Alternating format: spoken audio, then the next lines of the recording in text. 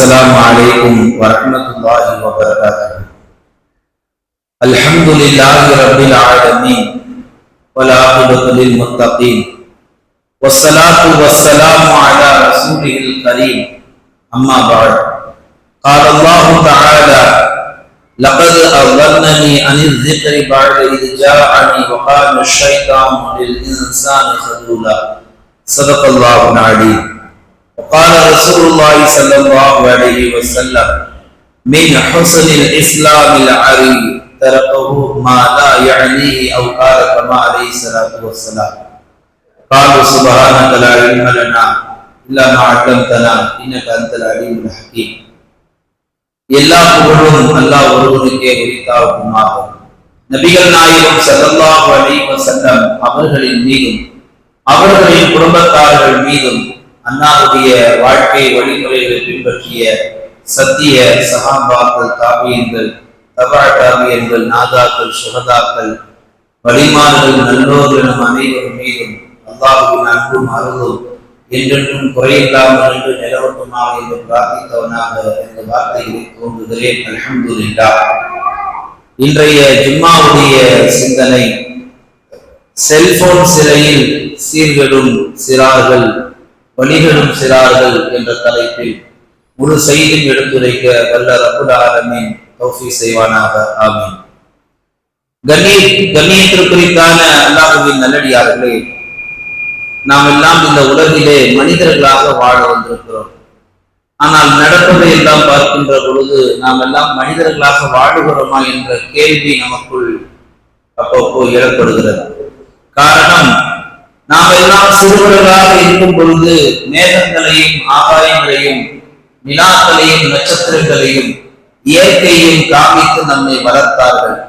ஆனால் இன்றைய காலம், குறிப்பாக 2K அப்படின்னு என்று சொன்னால்தான் எல்லோருக்கும் புரியும். 2K 2000க்கு பிறகு பிறந்தவர்கள், இவர்களுக்கெல்லாம் இதெல்லாம் என்னன்னே தெரியாத அளவுக்கு இன்றைக்கு செல்போன் என்ற ஒரு மோசமான சமுத்திரத்தில் இன்றைய சிறார்கள், வாலிபர்கள், யுவதிகள் எல்லாம் மூழ்கி கிடக்கிறார்கள். அன்பார்ந்த அல்லாஹ் நல்லடியார்களே, இன்றைய நவீன உலகில் மொபைல் போன், கேமரா போன் இல்லாத உலகம் என்று கேட்டால் எங்குமே கிடையாது. இன்றைக்கு முழு உலகமும் ஒரு மொபைல் யுகமாக மாறி இருக்கிறது.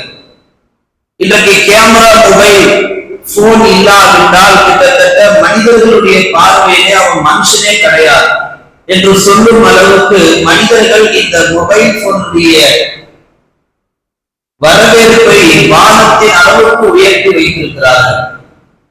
ஒரு மனிதனிடத்திலே மொபைல் இல்லாவிட்டால் அவன் ஏதோ இந்த உலகத்துல வாழ தகுதியே இல்லை என்று சொல்லாமல் சொல்லும் அளவுக்கு இன்றைக்கு நிறைய பேர் இந்த மொபைல் போனுடைய பெருமையை உயர்த்தி பேசுகிறார்கள்.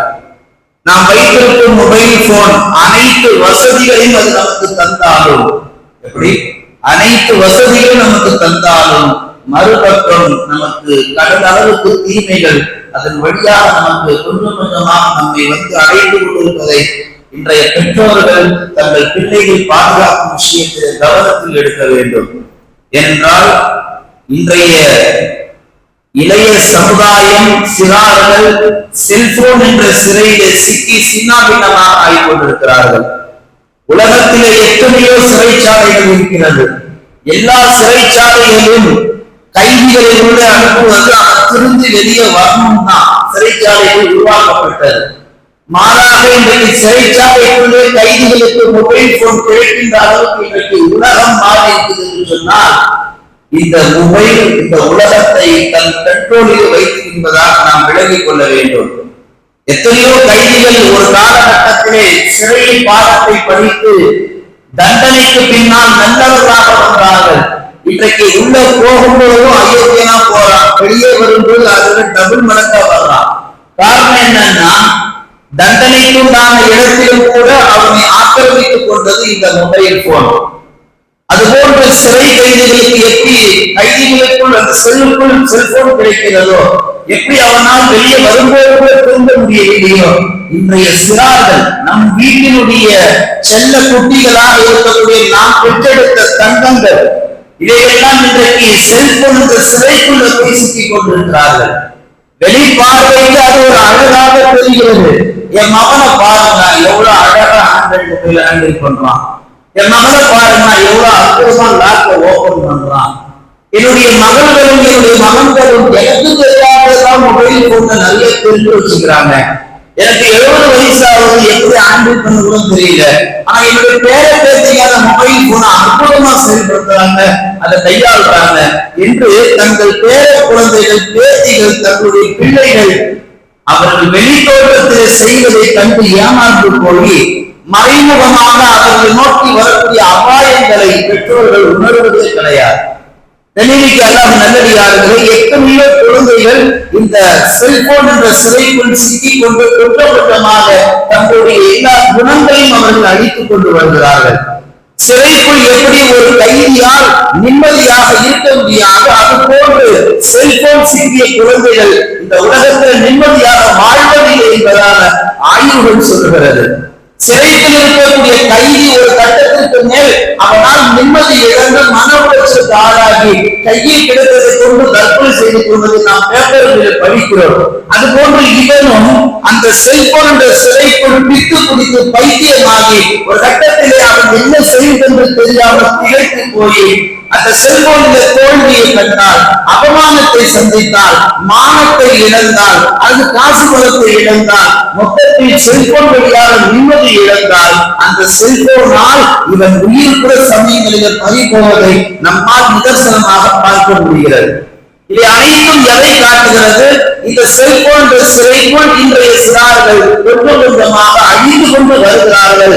சிட்டுக்குருவி மட்டுமல்ல, சின்ன சின்ன உயிரினங்கள் மட்டுமல்ல, நாம் தவமாய் தவம் கிடந்து பெற்ற நம் பிள்ளைகளும் நம் கண்களுக்கு முன்னால் கொஞ்சம் கொஞ்சமாக குணங்களால், மன அழுத்தங்களால், உடல் ரீதியால், சிந்தனையால் எல்லாவற்றையும் அவர்கள் இன்றைக்கு நல்ல தன்மையை அடைந்து கொண்டிருக்கிறார் என்பதை நம்மால் பார்க்க முடிகிறது. இந்த அபாயத்தை விட்டு முழுமையாக நாம் பாதுகாக்க பெற வேண்டியது யாருடைய பொறுப்பு என்றால், சமுதாயத்திலே பெற்றோர்களை தவிர யாருக்குமே கிடையாது. ஒரு பிள்ளையை பாதுகாக்கிற பொறுப்பு உலகத்தில் அப்பா அம்மா கொடுக்கிற ஆற்றல் வேறு எந்த நபருக்கும் கிடையாது. அவர்கள் மனது வைத்தால் தங்கள் பிள்ளைகளை இறைநேசர்களாக உருவாக்கலாம். அவர்கள் மனது வைத்தால் தங்கள் பிள்ளைகளை ஒரு ஆடியன்களாக ஆட்சிகளாக உருவாக்கலாம். அவர்கள் மனது வைத்தால் தங்கள் பிள்ளைகளை உச்சத்தில் கொண்டு போய் அழகு பார்க்கலாம். பெற்றோர்கள் அது மனது வைத்தால் காரணத்தினால் தான் இன்றைய பிள்ளைகள் தங்கள் கண்களுக்கு முன்னால் அடிவதை பெற்றோர்கள் புரியாமல் அறியாமல் வாழ்ந்து கொண்டிருக்கிறார்கள். இந்த அபாயத்தை எச்சரிக்கும் வண்ணமாகத்தான் கண்மணி நாயகம் ரசூலுல்லாஹி ஸல்லல்லாஹு அலைஹி வஸல்லம் அவர்கள் ஹதீஸிலே சொல்லி காட்டுவார்கள், இன்னல்லாஹ் ஹம்ருன் அலைக்குமுல் ஹம்ர வல் மைஸர வல் கூபத.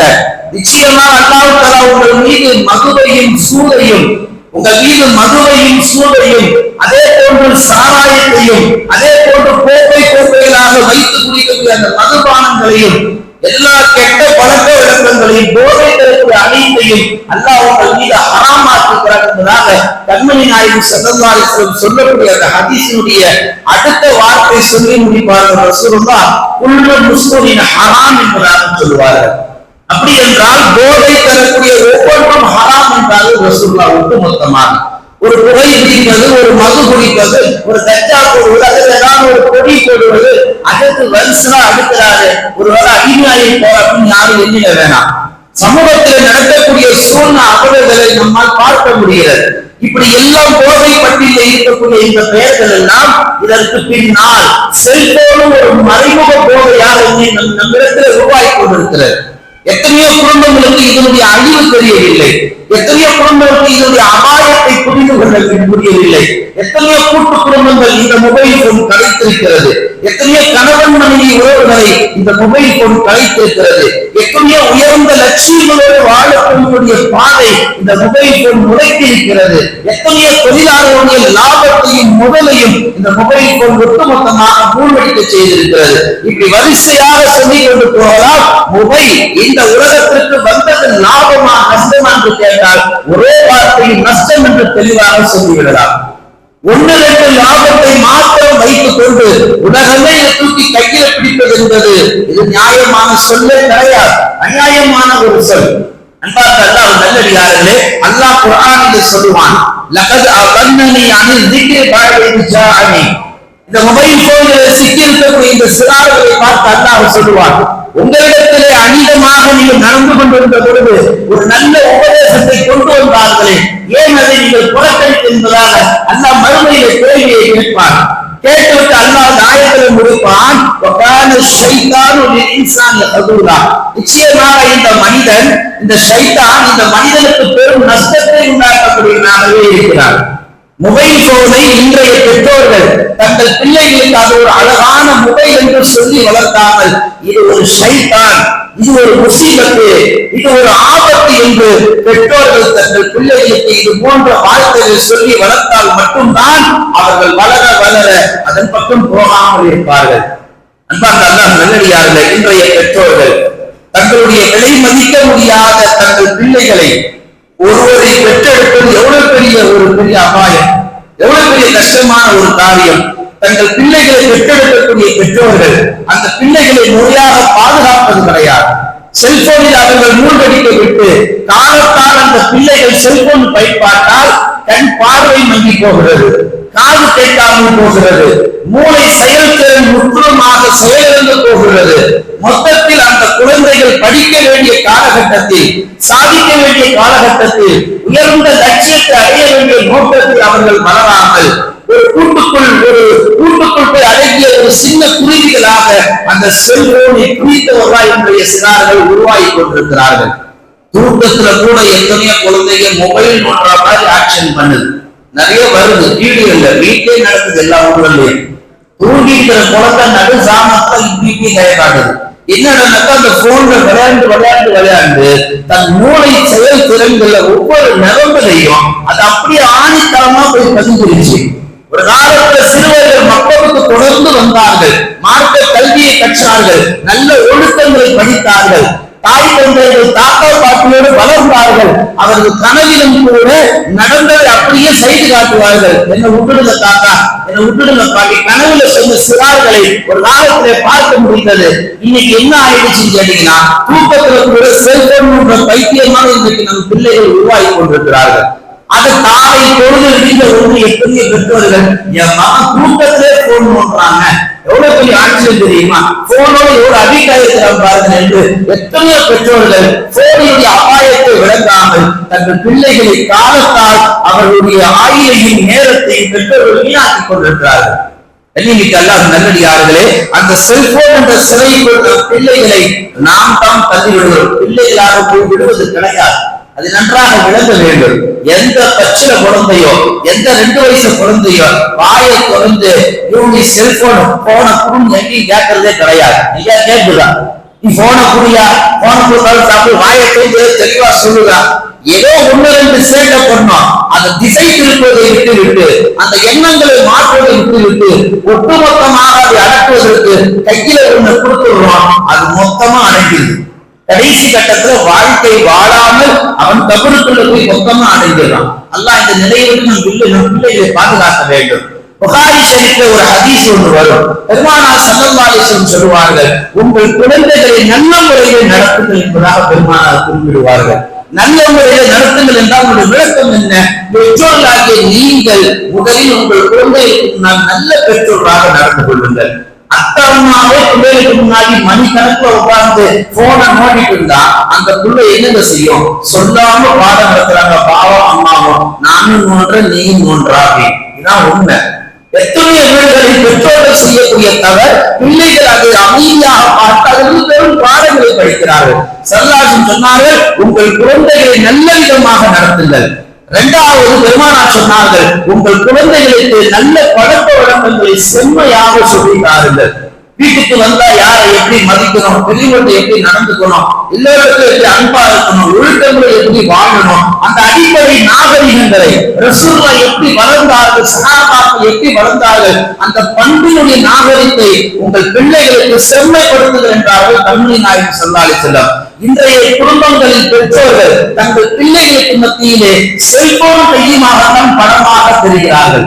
எந்த ஊர்லயாவது பாபா கையில குரான் வச்சிருக்கும் போது புள்ள அதை பார்க்கிற சூழல் எத்தனை வீட்டுல இருக்கு? எந்த வீட்டுல அம்மா கையில குரானோடு இருக்கும்போது அது தன் பிள்ளைகள் பார்க்கக்கூடிய சூழல் எத்தனை வீட்டுல இருக்கு? முற்றிலும் அதிகமாக வீடுகள்ல பாபா தன் பிள்ளை தன் பாபாவை பார்க்கணும்னா ஒண்ணு ஒரு போன்ல இருக்காரு, இல்ல டிவியில இருக்காரு, இல்ல ஏதாவது தேவையில்லாத வேலை ஈடுபட்டு இருப்பாரு. வீட்டுல இருக்கும் காலத்து வீட்டுல இருக்கிற காலத்துல உங்கள் பிள்ளைகளுக்கு மத்தியில நீங்கள் அமைதியான ஒரு ஆசிரியர், வாயை திறக்காத ஆசிரியர், பாடத்தை வாயை திறந்து சொல்லாத ஆசிரியர், அமைதியாக பாடம் நடத்தக்கூடிய ஒரு சைலண்ட் டீச்சர் நீங்க செய்வது உங்கள் குழந்தைகளை உற்று கவனிக்கிறது. நீங்க குரானை கையுமா இஸ்லாமிய புத்தகங்கள் கைகளோட நல்ல நிலைப்பாட்டோட நீங்க வீட்டுல இருந்தீங்கன்னா உங்க பிள்ளைங்க அதை பார்க்கும்போது அவங்களுக்கு செல்போன் தான் வேறுன்ற அதம்பா பிடிவாதம் உள்ளங்களில் வந்திருக்காது. எத்தனையோ குடும்பங்களில் பெற்றோர்கள் தங்கள் பிள்ளைகளுக்கு மத்தியிலே தவறான காட்சிகளை காண்பிப்பதால் தான் அந்த பிள்ளைகள் இப்படிதான் வாழணும் பலத்து, செல்போனோட சாப்பிடணும், செல்போனோட தூங்கணும், செல்போனோட கழிப்பறைக்கு போகணும் என்ற எல்லாவற்றையும் தீமைகளின் நன்மைகளாக அந்த குழந்தைகள் பாதிக்கின்றன. இதையெல்லாம் பேர் ஆபத்து என்பதை ஆய்வாளர்களும் நமக்கு மிகப்பெரிய ஒரு புள்ளி விவரத்தை தந்திருக்கிறார்கள். எதிர்காலத்தில் மனிதர்கள் இருக்க மாட்டார்கள், மனித போர்வழியில் மிருகங்கள் தான் வாழ்வார்கள் என்பதையும் செல்பனுடைய ஆக்கிரமிப்புடைய பின்னணியை நமக்கு தெளிவாக புரிய வைக்கிறது. மறுமை நாள்ல ஒவ்வொருத்தரும் மாற்றுவோம். அப்ப மாற்றும் போது அல்லாஹ் சொல்லுவான், நீ இந்த தப்பு பண்ணி இருக்கிறே, ஏன் மாற்றின? அப்ப அந்த அடியான் சொல்லுவான், ரப்பனா ஆத்திஹிம் லில்ஃபைன் மினல் அஸாபி லஅனன் கபீரா. யா அல்லாஹ், நான் தப்பு பண்ணல, நான் தப்பு பண்ணல, எனக்கு தப்பு பண்ற எண்ணமும் இல்ல, நான் இன்னொருத்தரை பார்த்து கேட்டு போனேன். அப்படின்னா யாரை பார்த்து கேட்டு போனேன்? அல்லாஹ் கேட்பான். அப்ப அந்த பிள்ளை சொல்லுவான், நான் என் தந்தையை பார்த்து கெட்டு போனேன், நான் என் தாயை பார்த்து பெற்று போனேன். அப்படி என்றால் அடியான் சொல்லுவான், ரப்பே, எனக்கு நீ தண்டனை தருவதாக இருந்தால் எனக்கு ஒரு மடங்கு தான், ரப்பனா ஆத்திஹிம் என் தந்தை தாய்க்கு 2 மடங்கு தண்டனையை கொடுக்குவான். உலகத்துல எல்லாம் மணியே முட்டை என்று கொஞ்சிய நாம் அந்த குழந்தை மரண நமக்கு எதிரியாகிட்டோம். ஏன்னா நரகக்கூடிய தண்டனையை பார்த்தா எல்லாருக்கும் கதி கலங்கும். அப்ப இவன் சொல்லுவான், 2 வகையான தண்டனை என்னுடைய பெற்றோர் கொடு. ஏன்னா அவங்கதான் என்ன வழி நடத்தினாங்க, அவங்கதான் என்ன தப்பான வழியை அழைச்சி சென்றாங்க.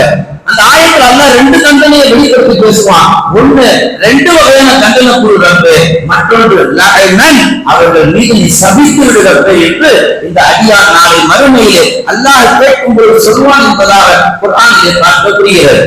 இதையெல்லாம் எதை காட்டுகிறது? உங்கள் பிள்ளைகளுக்கு நீங்கள் சொல்லுவதையும் உங்கள் பிள்ளைகளுக்கு நீங்கள் செய்து காட்டுவதும் தான் உங்கள் பிள்ளைக்கு நல்லது என்று உங்கள் பிள்ளைகள் நினைத்துக் கொண்டிருக்கிறார்கள். மாறாக வீட்டில் நடப்பது என்ன? நன்மைக்கு மாற்றமாக அனைத்திலும் தீமைதான் நடந்து கொண்டிருக்கிறது.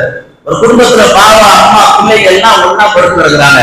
காலையில ஏதோ ஒரு நாள் எல்லாரும் ஒரே மாதிரியே எந்திரிச்சிட்டாங்க, ஒரே டைம்ல எந்திரிச்சிட்டாங்க. எந்திரிச்ச உடனே பாவா முதல்ல தேடுறாரு, என்னன்னு பார்த்தா போனு. கொஞ்ச நேரத்துல கழிச்சு அந்த பிள்ளையும் தேடுது, என்னன்னு பார்த்தா போனு. இந்த பழக்கத்தை சொல்லி கொடுத்தது யாரு? ஒரு அடி இல்ல, ஒரு உதை இல்ல, செய்தால் ஒரு திணிப்பு இல்ல, சொல்லாமல் ஒரு விஷயத்தை அழகாக மனதில் கொண்டு போய் சேர்க்கக்கூடிய ஒரே பாடம் செல்போன் என்ற முசீபத்தான பாடம் மட்டும்தான். அந்த பாபா காலையில ஏற்றி உட்கார்ந்துட்டு நமக்கு யாராவது மிஸ்கால் கொடுத்தாங்களா அப்படின்னு காலையில காலக்காத்தால பாக்குறாரு. இந்த பிள்ளையும் காலேஜ் உட்காந்து நைட்டு டவுன்லோட் பண்றது கேளுங்க, டவுன்லோட் ஆயிடுச்சான்னு பாக்குது. இந்த நிலைகளை எல்லாம் முற்றிலுமாக தவிர்க்கப்பட வேண்டும் என்று சொன்னால் மொத்தமாக செல்போன் அடிச்சு நொறுக்குன்னு சொல்ல வரல, அதுல இருந்து கொஞ்சம் கொஞ்சமா உங்க பிள்ளைகளை வெளியே கூட்டுவாங்க. இல்லைன்னா அவர்கள் பைத்தியங்களாக மாறி போவார்கள் என்பதை அல்லாஹ்வும் ரசூலும் தெளிவுபடுத்துகிறார்கள். ஒரு தந்தை ஒரு தாய் தன் பிள்ளைகளுக்கு நல் ஒழுக்கத்தை தவிர வேறு எதுவும் பெரிய பரிசாக கொடுக்கவே முடியாதுன்னாங்க ரசூல் தான். நீங்க எத்தனையோ குடும்பங்கள்ல 10th படிக்கிறவங்க, 11th படிக்கிறவங்க, 12th படிக்கிறவங்க, நான் வந்துருச்சு ரிசல்ட், பரீட்சைக்கு முன்னாடியே ஒரு டிமாண்ட் என்ன தெரியுமா? பாபா நான் 10th பாஸ் ஆகணும்னா நான் எனக்கு என் ரிசல்ட் நல்லா வரணும், நல்லா வரணும். அப்ப ஒரே ஒரு டிமாண்ட் என்ன தெரியுமா? ஒரு ஆப்பிள் போன் வாங்கி கொடுத்து நான் 10th பாஸ் ஆயிடும். சிரிக்கிறான் பையன். அப்ப நான் 10th பாஸ் ஆகணும்னா எனக்கு ஒரு ஐபோன் வாங்கி கொடுத்து. அப்ப நான் 12th பாஸ் ஆகணும்னா விலை மதிக்க முடியாத ஜப்பான்ல ஒருத்தர் வச்சிருக்கிறார், அந்த போன் எனக்கு வாங்கி கொடு. நீ எதிர்பார்க்கிறாங்க ரிசல்ட் கண்டிப்பா வரும். இல்லைன்னா இப்பவே நான் உனக்கு சொல்லிடுறேன், ரிசல்ட்லாம் எதிர்பார்க்காத, நான் கேட்டது நீ வாங்கி தரலன்னா இப்பவே சொல்றேன், நான் ஃபெயிலு. பரீட்சையை காலை வைக்கல, பார்த்துட்டு பாருங்க டிமாண்ட். இன்னைக்கு எத்தனையோ குடும்பங்கள் இது நடக்குது. ஒரு முஸ்லிம் குடும்பத்துல இந்த மாதிரி போன் வாங்கி கொடுப்பாங்க, நான் படிப்பேன், நான் பாஸ் ஆகுவேன், உன் கனவை நிறைவேற்றுவேன் என்று சொல்லி 10வது படிக்கிற புள்ள, 11 படிக்கிற புள்ள, 12 படிக்கிற புள்ள தைரியமா சொல்றதுன்னா நீங்க நல்ல விளைவிக்குங்க. இந்த 18 வயசுல வந்த பழக்கம் கிடையாது. ஆய்வாளர்கள் சொல்லுகிறார்கள், உங்கள் குழந்தைகளுக்கு 3 வயசு இருக்கும் பொழுது உருவான நோயின்றாங்க, 2 வயசு இருக்கும் போது உருவான நோயின்றாங்க. எந்த அளவுக்கு இந்த குழந்தை பாதிச்சிருக்குன்னா, உங்கள் பிள்ளைகளுக்கு அடம்பிடிக்கும் பொழுது நீங்க என்ன பண்ணுவீங்க, சமயங்கள்ல ஏதாவது ஒரு மாத்தி விடுவீங்க, அழுவாதப்பா கையில வச்சுக்காங்க. அது என்ன செய்யுது, அது பாஷையில அழும் பொழுது நாம் இன்னும் கூடுதலா அழுதா ஏதாவது கொடுத்து நம்ம சமாளிப்பாங்க அப்படின்ட்டு இந்த குழந்தைகள் பாதிச்சு அதை நிப்பாட்டுறதுக்கு எதையாவது ஒண்ணு வாங்கணும்னா அது கையில வச்சு ஆயிரம் அழுக நல்ல அழுவு. பொதுவா குழந்தை அழுதால யாருக்குமே ஆகாது, அலர்ஜி ஆயிரும். பிஞ்சு குழந்தை, பச்சளை குழந்தை அழுதால எல்லாருக்கும் ஒரு விதமான மனசு துடிக்க கடந்து வீட்டுல இருக்கிற தாத்தாங்க ஏன் அந்த குழந்தை அழுவது, ஏதாவது ஒண்ணு கொடுத்து வாயை அடக்கு. அவங்க சொல்ல வருது என்னன்னா, அது பால் குடிக்கிற குழந்தையாக பாலை குடின்னு சொன்னாங்க. ஆனா இங்க உள்ள மேலாளர் இந்த வீட்டுல உள்ள பெரிய அறிவிச்சிருக்கீங்க, மொபைலாம் கொடுக்க சொல்றாரு மாமனாரும் சொல்லி அவரு போன் சார்ஜ்ல போயிட்டு இருக்கு, அதை கொண்டாந்து பிள்ளைகிட்ட கொடுத்தது. அப்ப அவங்களுக்குள்ள தண்டை இதையா எடுத்து கொடுத்தாங்க. இன்னைக்கு எல்லாம் நல்ல பெரிய பெரிய குழந்தைகள் மொபைலோடு அடிமையானதற்கு காரணம் அவர்களுடைய 3 வயதில் உருவாக்கிய நோய் என்பதாக ஆய்வாளர்கள் சொல்லி காமிக்கிறார்கள். பெருமானார் ஸல்லல்லாஹு சொல்வார்கள், செல்போன் சிலையில் வடிவெடுக்கும் சிறார் என்று சொன்னால் இதை நாம் எங்க மாற்றணும், எப்படி மாத்தினா சரி வரும். எத்தனையோ பெற்றோர்கள் என் பிள்ளைகிட்ட அது இருக்குதுங்க, என் பிள்ளைகிட்ட இது இருக்குதுங்க, அதை சரி பண்ணுங்க, இதை சரி பண்ணுங்க, பாக்குறது எல்லாத்தையும் பயன் செஞ்சு இருப்பார். உண்மையிலே சரி பண்ண வேண்டியது உங்க பிள்ளைகிட்ட இல்ல, உங்ககிட்ட தான். இதை நான் சொல்லல, எத்தனையோ மன தத்துவ நிபுணர்கள் சொல்லி காட்டுறாங்க. எத்தனையோ நிபுணர்கள் பிள்ளைகளை கூட்டிட்டு போவாங்க, சுத்தமா படிக்க மாட்டேங்கிறார் சார், சுத்தமா சாப்பிட மாட்டேங்கிறார் சார், சொல்பே கேட்க மாட்டேங்கிறார் சார், டாக்டர் சொல்லுவாங்க. டாக்டர் எல்லாத்தையும் கவனிச்சுட்டு அவன் அமைதியா தான் இருக்கிறான், அவன் உள்ளதான் இருக்கிறான், அவன் நல்லா தான் இருக்கிறான், நீ தான் மாறி இருக்கிற, நீ தான் அவன் மேல கம்ப்ளைண்ட் பண்ணிருக்கிற, ஒரு வார்த்தை அவன் ஒண்ணு சொல்றானா நீ தான் அவன் மேல அடிக்கிட்டே இருக்கிற, பிரச்சனை அவனுக்கு உனக்குதான். டாக்டர் ஒரே வார்த்தை சொல்றாரு, மன தத்துவ நிபுணர் டாக்டர், நீங்க முதல்ல சரியாயிருங்க. நீங்க ஒரு நல்ல விஷயத்த செய்வீங்களா அந்த முதல்ல ஒப்புமே உத்தரவு போடாதீங்க. டயத்துக்கு சாப்பிடுறா, தினம் குளிடா, நல்ல தொழுடா, நல்ல உங்க பிள்ளைங்க முதல்ல நீங்க செய்யுங்கன்றான். அனுபவத்தோடு நிபுணர்கள் நீங்க செய்யுங்க. இதைத்தான் அல்லாஹ் 1400 வருஷத்துக்கு முன்னாடி சொல்லிட்டானே, நாமளும் இந்த தக்குவன மாதா கஷ்ட ஆகும். ஈமான் பண்றவங்க நீங்கள் செய்யாததை பிறருக்கு ஏற்று, அங்க பிறர்னு சொன்னா எல்லாமே அடங்கிடும். ஒரு கணவன் செய்யாததை மனைவிக்கு சொல்லக்கூடாது, ஒரு சமூகத்துல தலைவர் செய்யாத தன்னுடைய தொண்டர்களுக்கு சொல்லக்கூடாது. எல்லாமே அந்த ஆயத்துக்குள்ள அடங்கிடும். அது வர்றது பெற்றோர்கள் பிள்ளைகள். பெற்றோர்கள் நீங்க ஒழுங்கா இல்லாம உங்க பிள்ளைகளுக்கு உத்தரவு போடுறீங்க. அல்லாஹ் அதுதான் சொல்ல வர்றான். ஒருவர் என்ன செய்கிறார், ஒரு ஜெராக்ஸ் கடைக்கு போய் ஜெராக்ஸ் எடுக்கிறார். ஜெராக்ஸ் எடுத்துட்டு என்ன பண்றாரு, அந்த ப்ரூஃபை பார்க்கிறார், ப்ரூஃபையே பார்த்துட்டு இருக்கிறார். கடைக்காரர் சொன்னார், எப்பா நீ பார்க்க வேண்டியது ப்ரூஃப் இல்ல, அந்த ஒரிஜினல் அப்படின்னார். அவன் ப்ரூஃபை ஏன் பார்த்தாருன்னா கரெக்டா இருக்குதான்னு. கரெக்டா இருக்கான்றது ப்ரூஃபை பார்த்தா தெரியாது, ஒரிஜினல் சேர்த்து வச்சு பார்க்கணும். ஃபர்ஸ்ட் ஒரிஜினல் பார்த்தாக்க ப்ரூஃப் கரெக்டா இருக்கான்னு தெரியும். நீ ப்ரூஃப்ல என்ன ப்ரூஃப்ல என்ன நல்லது கிடைக்கும். இப்ப நாம கவனிக்கிறது, இங்க ஒரிஜினல் என்பது நம்மளுடைய தந்தைமார்கள், தாய்மார்கள், பெற்றோர்கள். இங்க ஜெராக்ஸ் என்பது ப்ரூஃப் என்பது நாம் பெற்ற பிள்ளைகள், நம்மளுடைய ஜெராக்ஸ். அவங்க ஒழுங்கா இருக்கிறாங்க இல்லையான்னு சொல்லி நம்ம அவங்கள பார்க்கறத விட முதல்ல நாம ஒழுங்கா இருக்கிறோமா இல்லைன்னு நாம பார்க்கணும். இஸ்லாமிய மார்க்கத்துல அமல் செய்யும் சொன்னா அல்லாஹ் சொல்லி தந்த ஒரு அற்புத வழிகாட்டுதல் தூய்மை, சுத்தம் செய்யணும், ஒழு செய்யணும்ன்றான் அல்லாஹ்.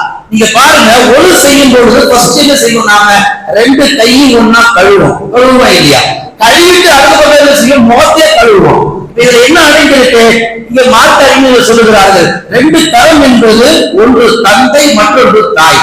இந்த 2 கரமும் தாயும் தந்தையும் ஒன்று இணைந்தால் தான் முகத்தை கழுவ முடியும். நீங்க முதல்ல ஒரு கையா இருந்துகிட்டு முகத்தை கழுவ போனீங்கன்னா முகத்தை அழுத்து போகாது. 2 3 இணைய வேண்டும். தந்தையும் கண்டிக்கணும், தாயும் கண்டிக்கணும். தந்தையும் தாயும் சேர்த்து தங்கள் பிள்ளைகள் மீது, என் பிள்ளை இப்படியே செல்போன்ல கிடக்கிறானே, இப்படியே கொண்டு போய் அடக்கம் பண்ணிடணுமா, எல்லாம் பாதுகாக்கணும், கொஞ்சம் கவலைப்பட்டாலே போதும், அந்த பிள்ளைகளுடைய விஷயத்துல தெளிவு என்பதாக மார்க்க அறிஞர்கள் குறிப்பிடுகிறார்கள். உமரது இல்லாட்ட ஒருவர் ஒரு பையனை தாக்கணும் நிறுத்தி வருகிறார். எடுத்துட்டு வந்து சொல்றான், இவன் அடங்கவே மாட்டுகிறான், என்னன்னு கொஞ்சம் கேளுங்க. உமர்ல கேட்டாங்க, என்னப்பா நீ உமர் பண்ணிட்டு வருது? அப்ப அந்த மகனார் சொன்னாரு, சரி உங்கள்கிட்ட சில கேள்வி கேட்கிறேன், என்ன கேளுப்பா. ஒரு தந்தை தன் பையனுக்கு என்னென்ன செய்யணும்? ஒரு தந்தை தன் பையனுக்கு முதல்ல நல்ல தாயை பெற்று தரணும். திருமணம் முடிக்கக்கூடிய அத்தனை பேரும் மார்க்கப்பட்டுள்ள பெண்ணையை தேர்ந்தெடுக்கணும். இன்ஜினியர் முடிச்சவங்க, டாக்டர் முடிச்சவங்க, வக்கீல் முடிச்சவங்க தேர்ந்தெடுக்கணும். இல்லை சொல்லல, அவங்களுக்கு அதுல மசாயெல்லாம் வராது. துன்யாவுடைய கோர்ஸ்ல ஈழ்வு வராது, மார்க்க சட்டங்கள் வராது, அடிப்படை நாகரிகம் துன்யாவுடைய ஈழ்வுல சொல்லி தரப்பட மாட்டார். மார்க்க கல்வியில தான் மார்க்கப்பட்டுள்ள பெண்ணை தேர்ந்தெடுங்க. ரெண்டாவது, ஒரு தந்தை தன் பையனுக்கு என்ன செய்யணும்? நல்ல பெயரை சூட்டணும். இது எனக்கு வச்ச பேர் என்ன தெரியுமா? கருப்புன்னு பேர் வச்சாரு. எனக்கு நல்ல தாயையும் பெற்று தரல, எனக்கு நல்ல பேரையும் வைக்கல. மூன்றாவது என்ன செய்யணும்? எனக்கு குர்ஆன் ஓத கத்துக் கொடுக்கணும். அந்த சுத்தமா எனக்கு சொல்லி தரவே இல்லை. மூணுமே எனக்கு செய்யாம என்ன மதிக்கிறதுன்னு சொன்னா நான் எப்படி மதிப்பேன்? அமீர் மூமின் நீங்களே சொல்லுங்க. அமீர் மூமின் என்ன பண்ணாங்க? உடனே எப்ப தப்பெல்லாம் ஓன் மேல வச்சுக்கிட்டு உன் பையனை திருத்திய, உன் பையனை திருத்திய, இது நியாயமா என்பதாக கேட்டார்கள். நல்லடியார்களே, தங்கள் பிள்ளைகளுக்கு முதலில் நாம் நல்லவர்களாக வாழ வேண்டும். வாழ்ந்து காமிக்கிறோம், வாழ்ந்து காமிச்சாதான் அவர்கள் இப்படிதான் வாழணும் என்ற அடிப்படை நன்மைகளை அதை புரிந்து கொள்வார்கள். இன்றைக்கு அப்பா அம்மா இல்லாதவங்க எத்தனையோ பேர் பாருங்க, வீட்டுல வெளியே போற பெரியவங்க செய்வாங்க, இந்த பிள்ளைங்க உட்காந்து போன் நோண்டிட்டே இருப்பாங்க. அவங்க பெரியவங்க போன் செய்வாங்க, போனே நோண்டிட்டு கிடக்காத, சும்மா அதுல போய் ஏதாவது நல்ல வேலையை பார்த்து சொல்லிட்டு போயிடுவாரு வெளியே. அம்மா என்ன செய்வாங்க? காலகாலத்துல போன்லயே கிடைக்கலையே, ஏதாவது நல்ல ஒன்று வேலையை பார்த்து வீட்டுல ஆளுக்கு ஒண்ணு சொல்லுவாங்க. இந்த ஆளுக்கு ஒண்ணு சொல்றவங்க பின்னாடியே போய் பாருங்களேன். அவர் ஆபீஸ்ல நோண்டுவாரு, இந்த அம்மா அடுப்பாங்கல்ல நோண்டான், தாத்தா வரலாறு நோண்டுவாரு, பாட்டி கொள்ளையில் நோண்டுவாங்க. இந்த பையன் அப்படியே ரவுண்ட் அடிக்கிறான் ஃபுல்லா சிபிஐ மாதிரி.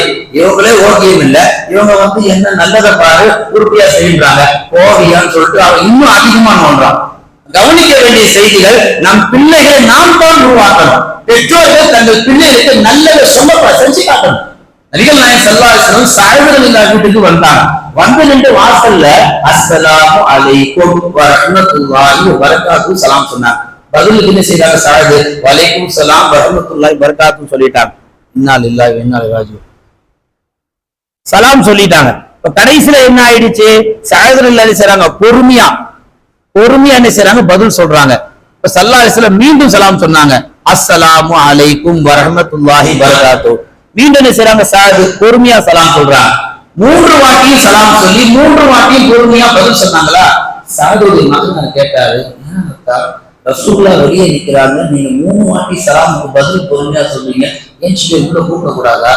இல்ல மகனே, நபியுடைய வாயிலிருந்து உங்கள் மீது, உங்கள் குடும்பத்தார் மீது அல்லாஹ்வின் சாந்தி, அல்லாஹ்வின் சமாதானம் எல்லாம் உண்டாகட்டும் ரசூலுல்லாஹ் வாயில துஆ வாங்குறதுக்காக வேண்டிதான் நான் 3 வாட்டி பொறுமையா சொன்னேன். இதுல என்ன தெரியுமா பாடம்? தான் செய்யற நல்லதை தான் பிள்ளைக்கு செஞ்சு காட்டுறாங்க.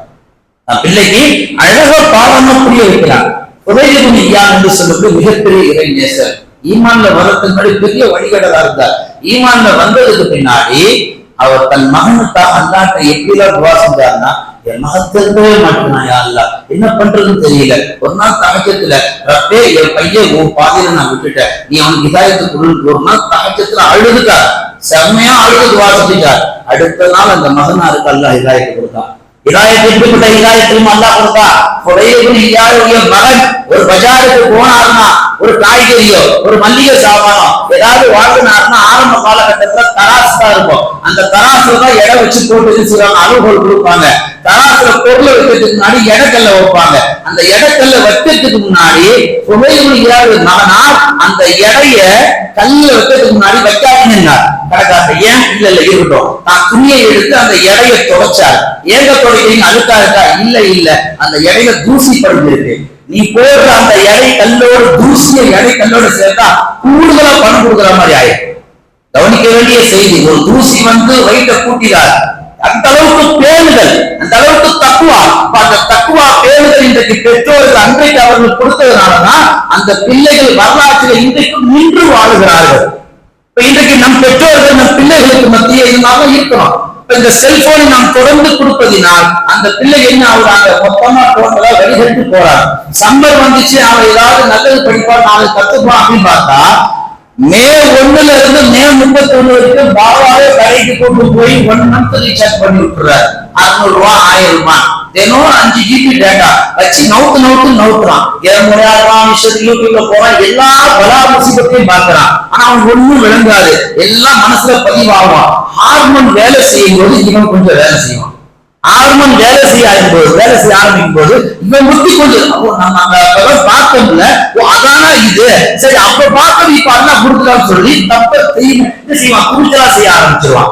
இதையெல்லாம் நாம் கவனத்தில் எடுக்க வேண்டும். இன்றைய பெற்றோர்கள் தங்கள் பிள்ளைகளுக்கு இது போன்ற ஒழுக்கங்களை கண்டிப்பாக கற்றுத் தர வேண்டும். இதெல்லாம் தப்பு, இதெல்லாம் செய்யக்கூடாது என்று எத்தனையோ வீடுகள்ல சொல்லி காட்டுறாங்க ஆய்வாளர்கள். 3 வயசா இருக்கும் போது 1 வயசுக்கு 3 வயசு வரைக்கும் தடுப்பூசி போடுவாங்க. 3 வயசு குழந்தை தடுப்பூசியை வாங்கிட்டு கொஞ்ச நேரத்தாக்கு அழுகை நிப்பாட்டிடும். 6 மாச குழந்தைக்கு தடுப்பூசி போடும் பொழுது அழுவாங்க சொன்னா அழுவாரு, கொஞ்ச நேரத்தை திரும்ப அழுக ஸ்டார்ட் பண்ணும். அப்ப அந்த நேரத்துல பெற்றோர் என்ன பண்றாங்க, அப்படியே தூக்கி கொள்ளு. எல்லாருமே தான் பேசக்கூடிய நானும் கேட்கக்கூடிய நீங்களும், அது விதிகளுக்கே கிடையாது. இப்ப நாம கொடுத்துறதுனால அது புரிஞ்சுக்குது, நாம ரொம்ப ஓவரா தான் கையில கிடைக்கும். 2வது ஒரு மருத்துவத்தை போறாங்க, குழந்தைங்க உடம்பு சரியில்லை, டாக்டர் ஊசி போடுறாங்க. இவரு பாவா வெளியே நெடுக்கிட்டார், அம்மா தான் எல்லாத்துக்கும் தூக்கி போறாங்க. எங்கப்பா பாவா, அவர் சின்ன வயசுல ஊசிகள் அவருக்கு பயம் வெளியே நிற்கிறார். இந்த குழந்தை அழ ஆரம்பிக்கும் போது கற்பனையில உதிக்குது, நாம வேதனைப்படும் போது பாவா பக்கத்துல இல்லையே, இப்ப பாவா பக்கத்துல இருக்கவே மாட்டான்னு சொல்லி காலம் முழுக்க பாவாவை தள்ளியே வச்சிருக்கு கற்பனையில. அந்த தள்ளிய வைக்கக்கூடிய கால இடைவெளியில இந்த செல்போன் வந்து ஆக்கிரமிச்சது. பாவா சொல்லு பிள்ளைகள் கேட்பது கிடையாது. ஒரு பஞ்சாயத்துல சொல்றாங்க, நான் அவர் அப்படி வச்சேன் இப்படி வச்சேன், என் பேச்ச கேட்க மாட்டேன், எங்க கேட்பான் பேச்ச. நீ சிறுபிராயத்திலிருந்து நல்ல ஒழுக்கங்களையும், நீ தொடும்போது உன்னுடைய சூடு, உன் மூச்சு காத்து, உன்னுடைய தொடக்கூடிய அந்த உணர்வுகள் அந்த குழந்தைக்கு நீ தரல. என்னைக்காக குழந்தைகளை தோளோட மார்போட அனுப்பிச்சிருக்கிறோம் என்று பெற்றோர்கள். குழந்தையும் பெற்றோரும் கொஞ்சம் தூரம் தள்ளிதான் இருக்கிறான். இப்படி ஒரே இடத்துல குழந்தைகள் விளையாடும் பொழுது எதையாவது அங்க தோடும் இங்க தோடும், அப்படி தொடும்போது அந்த குழந்தைகள் என்ன செய்ய 1-2 அடம்பிடிக்கும். அப்ப அடம்பிடிக்கும் அந்த குழந்தைகள் என்ன செய்யணும், திசையை திருப்பது பெற்றோருடைய கடமை. அப்படி திசையை திருப்பாம அதை அழுகுறதுக்காக வேண்டி மொபைல் போன்ல நெட் ஆன் பண்ணி அந்த குழந்தைகளுக்கு விளையாட்டு பொம்மை வச்சு கொடுத்துருவாங்க.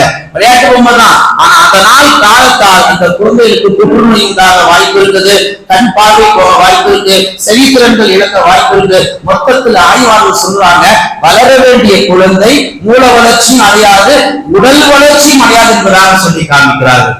செல்போனால் இன்றைக்கு இவ்வளவு பெரிய ஆபத்துகளும் அபாயங்களும் நம் குடும்பங்களில் கூடுதல் இருக்குது. ஸல்லல்லாஹு அலைஹி வஸல்லம் சஹாபா பெருமக்களை பாராட்டினாங்க.